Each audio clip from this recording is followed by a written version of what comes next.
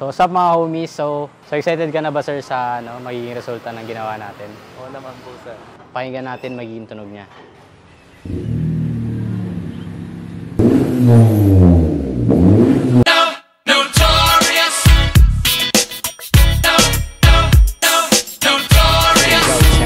What's up mga homies? So dito tayo sa Notorious Motorsports San Pedro branch. Kasama natin si sir. Sir, anong pangalan niyo sir? Ako po si Carl Justin Paz.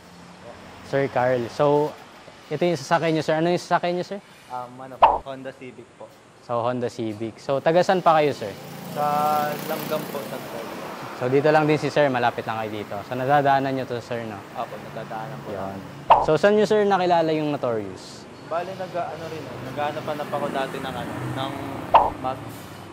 And then, yun nga, nakita ko ngayon Notorious. Nag-check na rin ako. And then, yun, bumili na rin. Yun. Bale, pangalawang time na rin. Okay. So, excited ka na ba, sir, sa magiging resulta ng ginawa natin? Oo naman po, sir.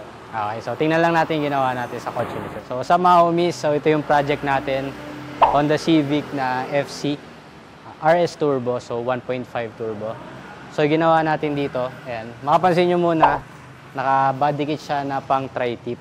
Ginawa natin, nilagyan natin siya ng totoong tri-tip na mufflers.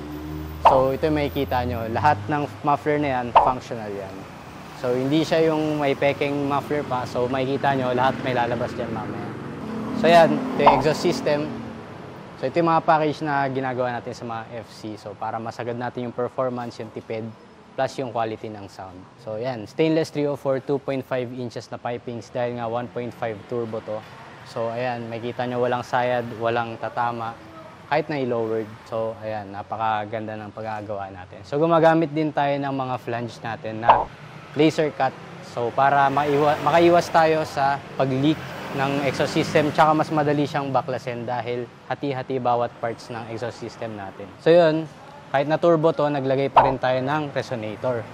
So, yung resonator na yan, para yan sa back pressure ng kotse, nagbibigay yan ng power. So, walang rason para tanggalin natin yan. So, ito yung nagbibigay ng quality na sound plus yung quality na performance. So hanggang dito, naglagay din tayo ng ating flexible pipe.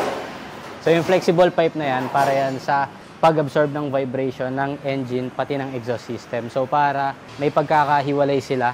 So kung alog yung makina, o alog man yung exhaust, walang masisirang mounting sa either sa kanila. So yun yung purpose niyan. So dahil dyan, naglagay din tayo ng downpipe. So, yung downpipe natin, ibig sabihin, nagtanggal tayo ng catalytic converter. So, para yun sa power, para yun sa tipid sa gas, syempre, para din sa performance. So, ngayon tingnan natin yung intake niya. So, mga homies, so ito yung ginawa natin sa kanyang harapan. So, mapapansin nyo, naglagay tayo ng cone type na air filter. So, ito yung air intake system natin. Naglagay tayo ng Datatech na filter, product of Thailand. So, nire-recommend yan ng Notorious Motorsports dahil ginagamit natin to sa mga sasakyan natin. So, more power, tipid, tsaka maririnig nyo mamaya yung tunog nito. So, yun yung maganda sa air intake system. So, dun din yung downpipe natin, yun nga, tanggal catalytic. So, ngayon, pakinggan natin magiging tunog niya.